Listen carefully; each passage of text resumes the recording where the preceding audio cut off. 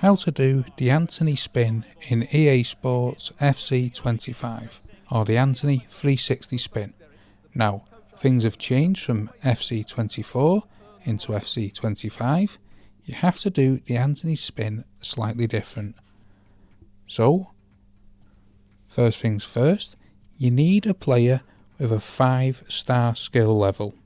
Then you need to pass the player. Then you need to pass the ball to that player. And while the ball's coming to that player, you need to press both bumpers. So if you're on the PlayStation, that's L1 and R1. If you're on the Xbox, it's LB and RB. Press them both down, both together, and you'll do the Antony Spin as he receives the ball. On FC24, you could just do it directly with the player, and you just keep spinning and spinning. However, you can only do it like this now on FC25. So pass to a 5-star player, press both bumpers as it's coming to the player, and you'll do the Antony Spin.